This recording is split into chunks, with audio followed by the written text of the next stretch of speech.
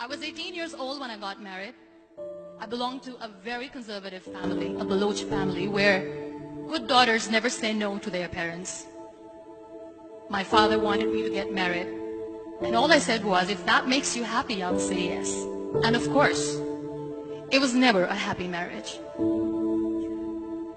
Just about after 2 years of getting married, about 9 years ago, I met a car accident. Somehow my husband fell asleep and the car fell in the ditch. He managed to jump out, saved himself. I'm happy for him. But I stayed inside the car and I sustained a lot of injuries. The list is a bit long. Radius ulna of my right arm were fractured. The wrist was fractured. Shoulder bone and collarbone were fractured. My whole rib cage got fractured. But that injury that changed me and my life completely was the spine injury. Many people came to rescue. They gave me CPR. They dragged me out of the car. And while they were dragging me out, I got the complete transection of my spinal cord. Those 2.5 months in the hospital were dreadful. I was at the verge of despair. One day doctor came to me and he said, well, I heard that you wanted to be an artist, but you ended up being a housewife. I have a bad news for you. You won't be able to paint again. Next day doctor came to me and said, your spine injury is so bad, you won't be able to walk again. I took a deep breath and I said, it's all right. Next day doctor came to me and said, because of your spine injury and the fixation that you have in your back, you won't be able to give birth to a child again. That day I was devastated. I started to question my existence. Why am I even alive? So what kept me going was, one day I asked my brothers, I know I have a deformed hand, but I'm tired of looking at these white walls in the hospital and wearing these white scrubs.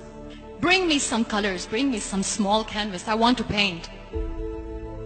So the very first painting I made was on my deathbed, where I painted for the very first time. What an amazing therapy it was. Without uttering a single word, I could paint my heart out. I could share my story. People used to come and say, what lovely painting. So much color.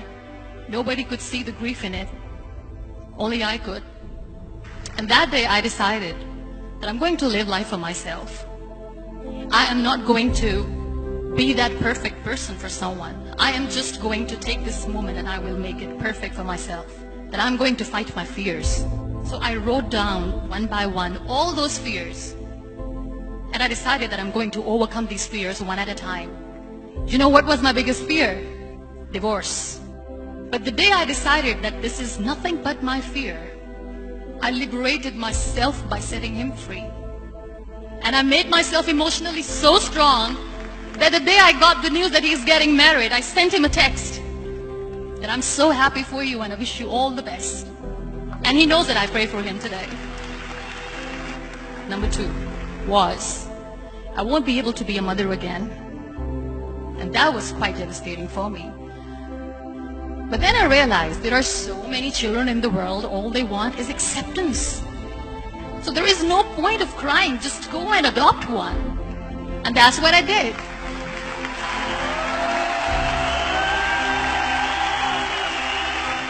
I gave my name in different organizations, different orphanages, and I waited patiently. 2 years later, I got this call from a very small city in Pakistan. I got a call and they said, are you Muniba Mazari? There is a baby boy and would you like to adopt? I could literally feel the labor pain. I said, yes, yes, I am going to adopt him. I am coming to take him home. And that day, I was 2 days old, and today he's 6. You know, when you end up being on the wheelchair, what's the most painful thing? People think that they will not be accepted by other people because we, in the world of perfect people, are imperfects. So I decided to appear more in public. I started to paint. I have done a lot of modeling campaigns. I decided that I'm going to join the national TV of Pakistan as an anchor person. I became the National Goodwill Ambassador for UN Women Pakistan, and now I speak for the rights of women, children.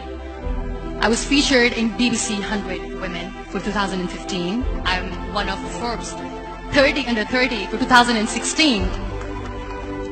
So when you accept yourself the way you are, the world recognizes you.